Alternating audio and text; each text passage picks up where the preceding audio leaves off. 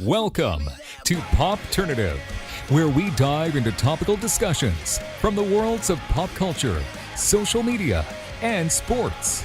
Here is your host, Peter Remoliotis, aka PD Beats.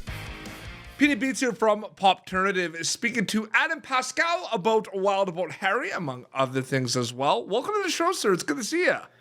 It's good to see you too. Thank you so much for having me. We're talking about this film now. Correct me if I'm wrong. You filmed this film a while ago, I believe, right? Wild About Harry. This film was done in 2009.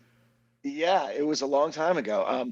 I actually thought it was closer to like 8 or 9 years ago, and then I was talking to somebody yesterday, and they reminded me, no, it was actually sort of more like 12 years ago. Yeah.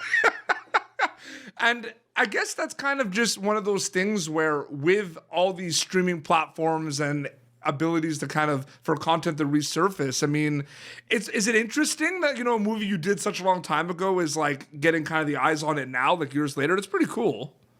It's great, and I'm really proud of the movie, and I'm so glad that and grateful that it is finally getting the opportunity to be seen, in any sort of wide release type way. Yeah. It's a great movie, and so I'm so happy to be talking about it all these years later. I never got to talk about it the first time. What was it like when you found out? Because obviously there's like talks and rumblings with, your managers and agents and everything. Like when you found out that it was going to get released this year, like what was kind of going through your mind a little bit? Well, you know what? To be honest with you, I hadn't heard any rumblings. Yeah. It was just all of a sudden I was contacted and told, hey, it's being released. Would you like to talk about it to people? Yeah. Hence me being here with you. But so it wasn't like, look, it's a small indie film, Yeah. and it's not like, it was rumbling through the halls of ICM and William Morris talking about it's finally being released. I mean, it's happening. It's like, and so it was just like I think they finally were able to make it happen in whatever ways they could, and as well they should. I mean, I'm so happy for them. What can we expect from the film? I mean, the trailer is out. People had a chance to see the trailer. We actually linked the trailer on our website and everything when it was out, so people could take a seat. But can you tell us what we can expect from this film without going into super big spoilers? Sure, absolutely. Well, it's basically about a family on Cape Cod in the early 70s, Yep.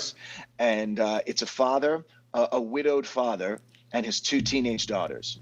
And they moved to this house on Cape Cod. So the 2 teenage daughters now have to be, introduced into a new high school. Yep. And but moving in with them is also the father's business partner, this guy named Theodore Gibbs, who's Yep. the character that I play. Yep. And he ends up moving in with them, and the character of Harry, played by Tate Donovan, they have a furniture restoration business that Yes. they do together. Anyway, it turns out that they are in love with each other, and they are lovers, and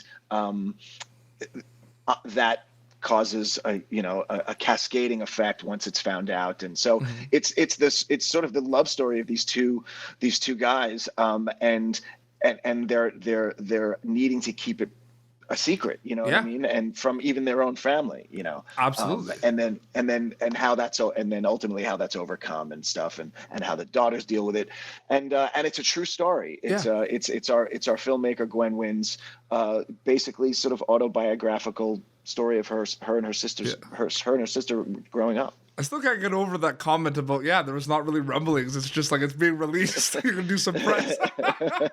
That's awesome. Kind of a segue, because you said the love story and everything. I mean, people that follow your career, see you've acted, but people obviously know you from your music and Broadway and theater. Was music your first love, Adam?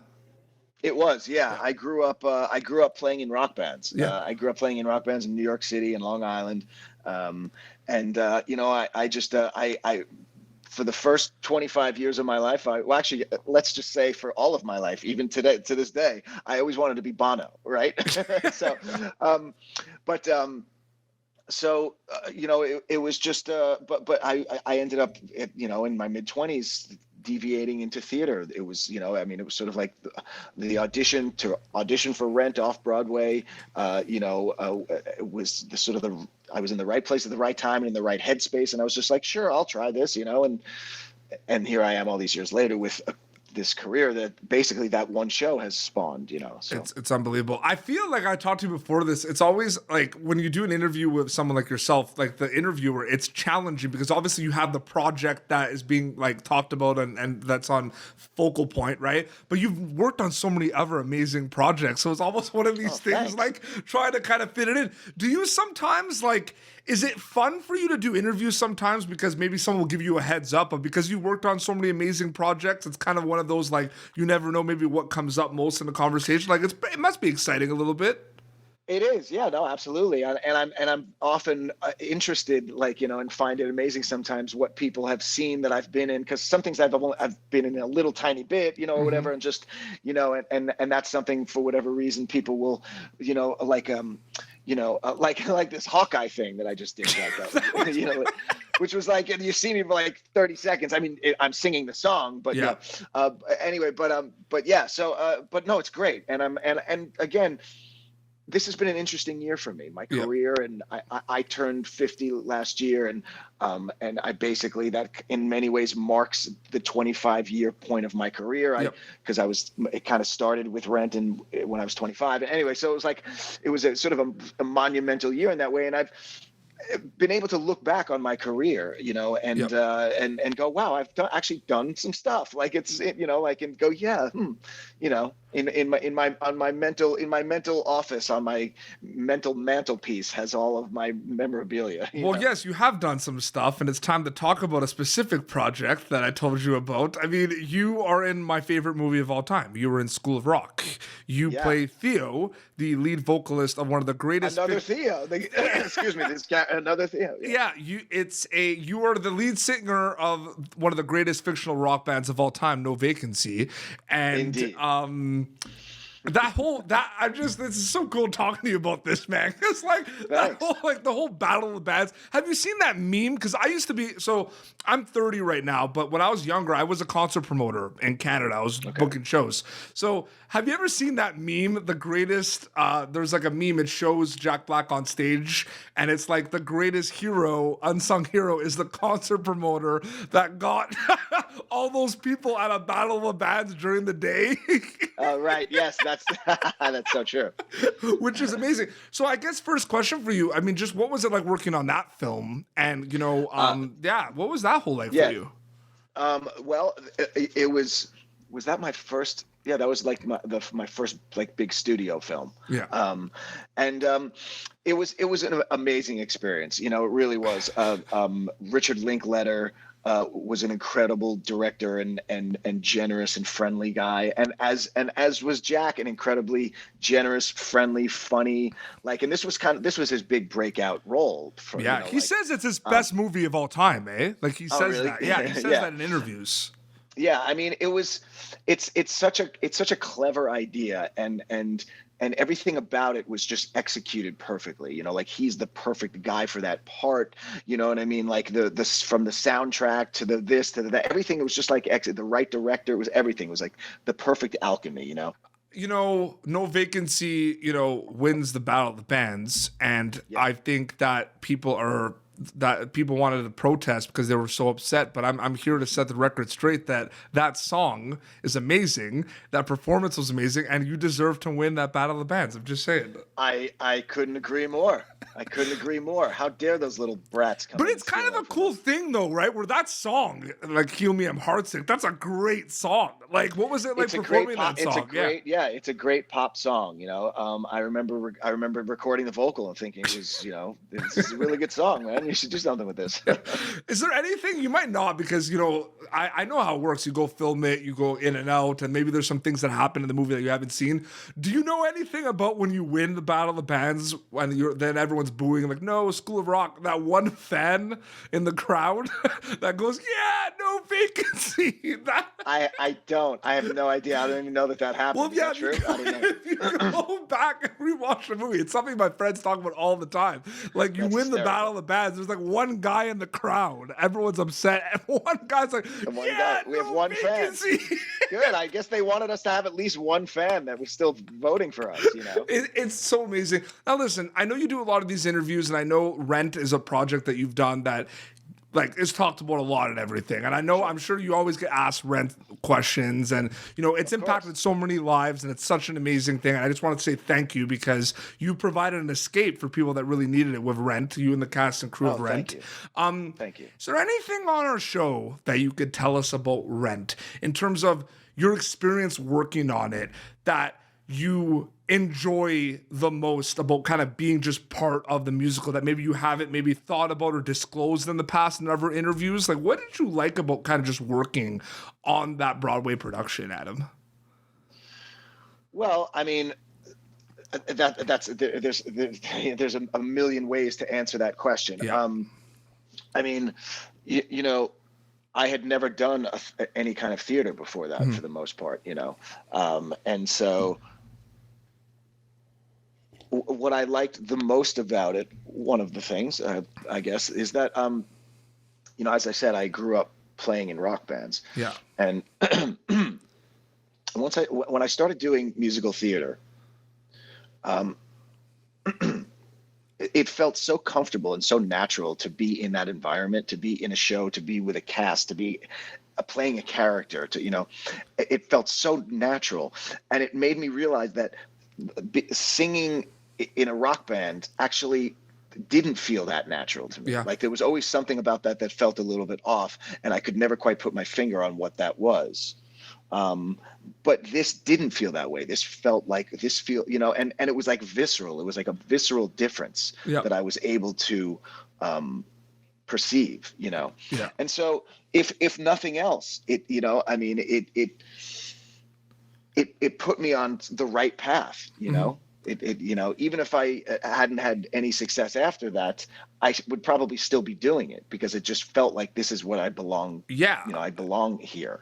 And I remember I went to a school in Canada that was very performance arts heavy, Adam. So there's a lot of Rent fans, so people loved it, right? So I remember like when the movie was announced, it was like the talk of the town. Like it was a big, big deal. I'm sure it was the same with you and the cast as well when the movie was announced.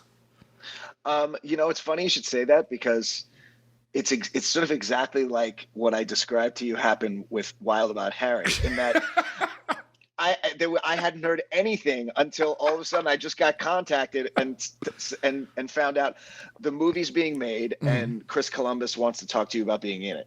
And it just came, all of that came out of nowhere. Like it really did. That's crazy. Well, look, I don't mean that literally, and in the sense that so right after the show became very successful, very soon after that, within the first few years, late 90s, there was already talk of like making a movie. Who's going to let's make the Rent movie. Yeah, Rent of movie, course.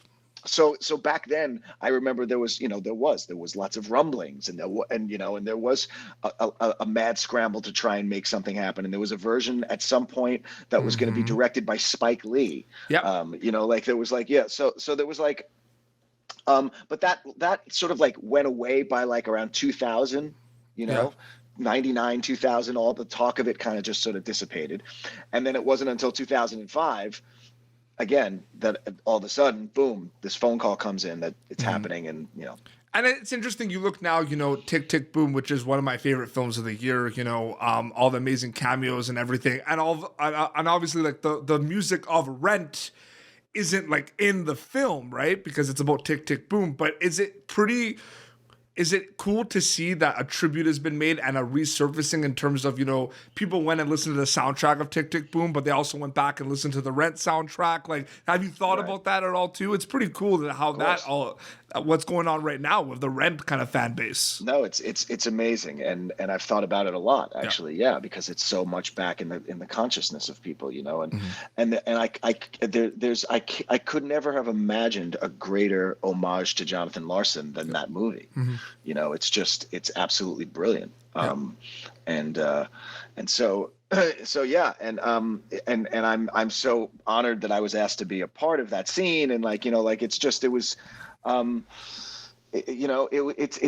been a really interesting year for me. A lot of things have like coming out of the pandemic, you would think but for whatever reason, a lot of things have sort of like have all sort of happening at once, at this movie and again in Hawkeye, and you know, Wild About Harry and all of this stuff, you know what I mean? And now I'm doing this national tour of Pretty Woman that I'm on. And so like, wow, just like a lot of stuff, which is wonderful. I'm thrilled. You know what I mean? That's amazing. But yeah, so it's been a good few months. Oh, absolutely. I wanted to thank you so much for taking some time and coming on Popternative, Adam. Thank you so much for chatting with me. My pleasure. Thank you so much. Yeah, so the film, I believe, is out today from what on digital, Wild About Harry, I believe. Oh, good. Okay, great. Yeah, I should go see it so because people can get it on demand. And you know how it is, right? It's available on demand, then it resurfaces, and it gets out there, right? Yeah. And yeah, I mean, I'm still not saying this to you, but you know, like the line, read between the lines, Theo, read between the lines, is one of the greatest lines. I'm trying to remember if that was in the script or if he just improv that. Yeah, I'm wondering that too. And you were so mean to him. You were like, dude, did you hear what I said? We voted. You're out. This is Spider. He's replacing you. Yeah, I mean, again, like some of that stuff I think was improv, but yeah, I mean, again, you know, it was so long ago. I don't. But was there like, okay, so that scene though in the band room and then the performance, because obviously, like, you know, you had longer hair, like in the band room, right? Was that like, did you do those scenes like, was those like 3-4 months apart? Or no, the longer hair in the band room was a wig. As a matter of fact, it was like an old, you know, because you get all these wigs get recycled from other projects. Yeah. Apparently, it was a wig that Nicole Kidman had worn in something. Like it was like an old Nicole Kidman wig. It's so great, but you know that I'm telling you right now, there's a lot of people that love that movie, and there's a lot of people that are on Team No Vacancy. They love the song, so I just want to let you know this.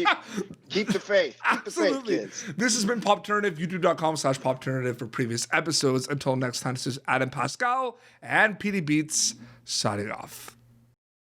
Thank you for tuning in to Popternative. Make sure to check out our past episodes of Popternative on YouTube. Be sure to like Popternative on Facebook and follow us on Twitter. This has been an Autograph Communications production.